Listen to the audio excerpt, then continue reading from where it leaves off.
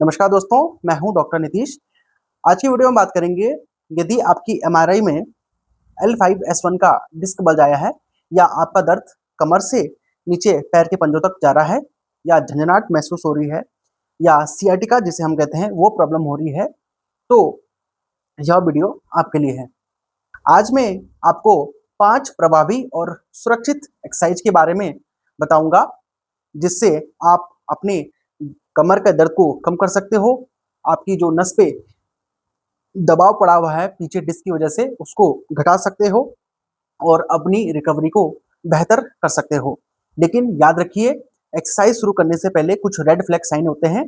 यदि आपका दर्द बहुत ज़्यादा बढ़ा हुआ है, यानी कि आपसे करवट भी नहीं बदली जा रही है या आपका निचला हिस्सा सुन्न पड़ रहा है।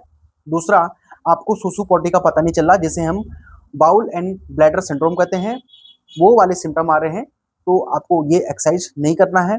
दूसरा, आपको आपकी कंडीशन ऐसी है कि आप चल भी नहीं पा रहे हो, तो आपको ये एक्सरसाइज नहीं करनी है। साथ में यदि फीवर आ रहा है या कुछ और सिम्टम अगर आपको आ रहे हैं, तो आपको तुरंत किसी स्पाइन स्पेशलिस्ट से मिलना है। तो चलिए शुरू करते हैं एक्सरसाइज नंबर 1, इसे हम प्रोन लाइन कहते हैं। इसमें आपको पेट के बल लेट जाना है रिलैक्स मोड में। तो आपको इस एक्सरसाइज को 30 से 1 मिनट तक आपको इसको करना है और रिलैक्स रहना है। तो अपने हाथों को बॉडी के साइड में रखना है इस तरह से और सो जाना है मस्त करके। इस तरह से लेट जाइए आप। जब 1 मिनट हो जाएगा फिर आपको जो है फिर से सेम रिपीट करना है। तो यदि आपके जो सिम्टम है वो पैर से कमर की तरफ आ रहे हैं, तो ये आपके लिए एक अच्छा साइन है। इसे हम सेंट्रलाइजेशन ऑफ पेन कहते हैं, यानी कि पैर से जो दर्द है वो कमर की तरफ आ रहा है, तो ये एक अच्छा साइन है। अब करेंगे हम दूसरी एक्सरसाइज, जिसे हम prone on elbow McKenzie extension कहते हैं। तो हमें क्या करना है, अपनी एल्बो को साथ में बॉडी के साइड में रखना है इस तरह से, और फिर हमें इस तरह से हाफ उठना है अपने एल्बो लेवल तक, और यहाँ पर हम 10 से 15 सेकंड होल्ड कर सकते हैं इस तरह से। 1 2 3 4 5 6 7 8 9 10 एंड रिलैक्स। फिर से हम उठाएंगे अपनी कमर को इतना, 1 2 3 4 5 6 7 8 9 10 एंड रिलैक्स। इस एक्सरसाइज को हमें 10 से 12 बार रिपीट करना है। और ध्यान रखिए, यदि इस एक्सरसाइज से आपका दर्द बढ़ रहा है तो आपको एक्सरसाइज रोकनी है, क्योंकि हर किसी के लिए एक ही एक्सरसाइज नहीं होती है। हो सकता है आपकी कंडीशन थोड़ा सा दूसरी हो, तो हमेशा ये ध्यान रखना है, जिस एक्सरसाइज से आपको आराम मिलता है वो एक्सरसाइज आपको करनी है। जिस एक्सरसाइज से आपका दर्द बढ़ता है वो एक्सरसाइज नहीं करनी है। अब करेंगे हम तीसरी एक्सरसाइज, इसे हम फुल एक्सटेंशन भी कह सकते हैं या कोबरा पोज हम भी इसे कहते हैं। ठीक है, तो हमें क्या करना है, अपने जो हथेली है अपने शोल्डर लेवल पे लानी है और अपने कमर के निचले हिस्से को वहीं रखना है और कमर के ऊपरी हिस्से को हमें इस तरह से उठाना है, इस तरह से। और यहाँ पर हम करेंगे hold 1 2 3 4 5 and relax. 1 2 3 4 5 and relax. 1 2 3 4 5 and relax. इस एक्सरसाइज को भी हमें 10 से 15 रिपीटेशन करने हैं। और ध्यान भी रखना है, यदि दर्द बढ़ रहा है तो एक्सरसाइज इमीडिएटली रोकनी है। ये एक्सरसाइज बहुत ही इंपॉर्टेंट एक्सरसाइज होती है। यदि किसी को एक्यूट डिस्क बल्ज हुआ है और सिम्टम नीचे की तरफ जा रहे हैं, तो वो उसको पेन को सेंट्रलाइज करने के लिए या डिस्क को अंदर भेजने के लिए ये बहुत ही बेहतरीन एक्सरसाइज होती है। साथ साथ ये एक्सरसाइज जो होती है वो हमारा जो डिस्क का जो एरिया होता है वहाँ पर ब्लड फ्लो को इम्प्रूव करने में भी हेल्प करता है। और साथ में जो हमारी कमर की मांसपेशियाँ होती हैं, बैक की, जिन्हें हम कोर मसल कहते हैं, उनकी स्ट्रेंथनिंग के लिए भी बहुत ही बेहतरीन एक्सरसाइज है। अगली जो एक्सरसाइज है इसे हम पेल्विक ब्रिजिंग कहते हैं। तो हमें इस तरह से पीठ के बल लेट जाना है, अपने पैरों को दोनों को मोड़ देना है और फिर इस तरह से रिलैक्स मोड में अपने पेल्विक को उठाना है, यानी कमर को उठाना है इस तरह से। और यहाँ पे हम होल्ड रखेंगे 5 to 10 सेकेंड। 1 2 3 4 5 6 7 8 9 10 रिलैक्स। इसके साथ साथ आप क्या कर सकते हो, अपने ग्लूट्स मसल को भी स्क्वीज कर सकते हो। बटक को स्क्वीज किया इस तरह से और फिर इसको उठाया। अगर आप ज़्यादा होल्ड नहीं कर पा रहे हैं तो आप जेंटली इस एक्सरसाइज को कर सकते हो। ये हमारी कोर मसल की स्ट्रेंथनिंग के लिए बहुत जरूरी एक्सरसाइज होती है इनिशियल स्टेज में। लेकिन अगर पेन बढ़ रहा है तो आपको एक्सरसाइज नहीं करनी है। अगली जो एक्सरसाइज है उसे हम कहते हैं पेल्विक टिल्ट। इसको आप अलग अलग तरीके से कर सकते हो। तो आपको इस तरह से लेटना है और हमें क्या करना है, अपने पेल्विक को इस तरह से टिल्ट करना है पीछे की तरफ, यानी कि जो हमारा गैप होता है यहाँ पीछे पे, उस गैप को हमें कम करना है, बेड को पुश करना है इस तरह से नीचे की तरफ, इस तरह से,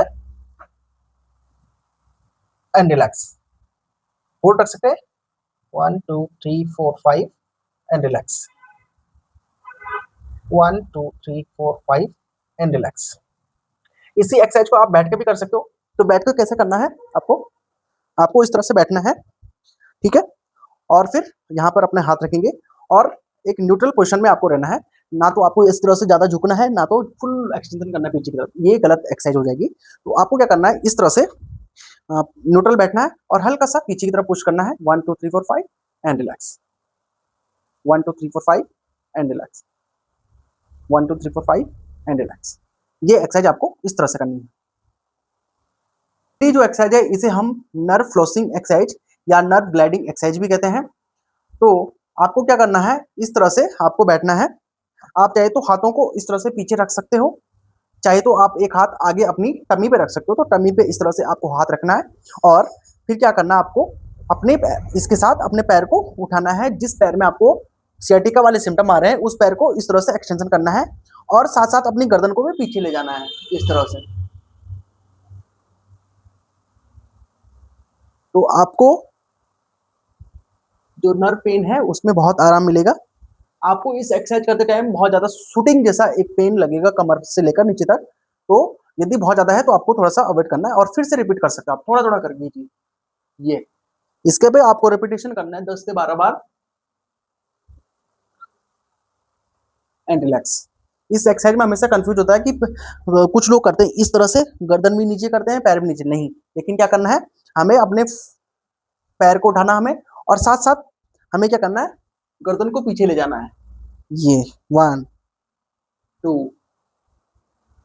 3 एंड रिलैक्स। इस तरह से हमें नर्व ग्लाइडिंग एक्सरसाइज करनी है। अगली जो एक्सरसाइज है इसे हम, जो दर्द नीचे की तरफ जा रहा है, झंझनाहट नीचे की तरफ जा रहा है, उसे हम कम कर सकते हैं। तो उसके लिए हमें क्या करना है, मान लो आपके लेफ्ट वाले पाँव में दर्द नीचे जा रहा है, तो आपको क्या करना है, इस तरह से दीवार पर एक हाथ रखना है, ठीक है, और एक हाथ अपने पेल्विस पे रखना है इस तरह से, और अंदर की तरफ हमें क्या करना है, उसको पुश करना है बॉडी को। 1, चाहे तो आप हम यहाँ पे होल्ड रख सकते हैं 10 सेकंड का इस तरह से, 1 2 3 4 5 6 7 8 9 10 एंड रिलैक्स, 1 2 3 4 5 6 7 8 9 10 रिलैक्स। इस तरह से हम अपने जो दर्द है नीचे से हम उसको सेंट्रलाइज कर सकते हैं। दूसरा, अगर मान लो दोनों तरफ दर्द जा रहा है या आपके दाईं तरफ पेन है, तो आपको सेम पोजीशन मेंटेन करनी है इस तरह से, दीवार से थोड़ा सा हटके, और फिर हमें अपनी अपोजिट साइड को पुश करना है। इससे क्या होगा, जो जहाँ पे दबाव है वो खुल जाएगा, नस खुल जाएगी इस तरह से, और फिर रिलैक्स,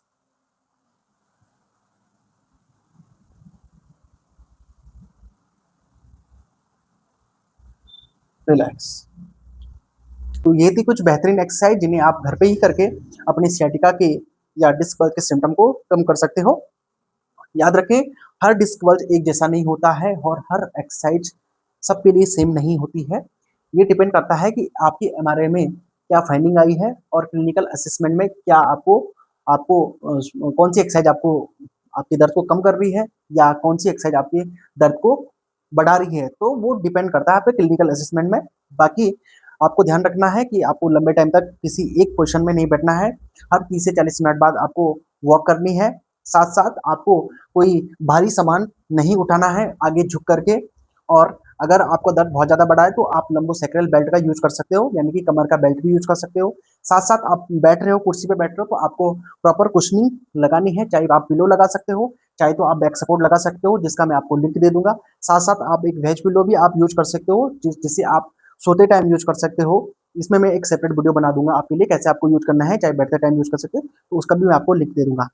तो यदि आपको सियाटिका या डिस्क बल्ज या कमर दर्द से कोई रिलेटेड आपका सवाल हो तो आप कमेंट में जरूर लिखें। तब तक के लिए नमस्कार, जय हिंद, थैंक यू।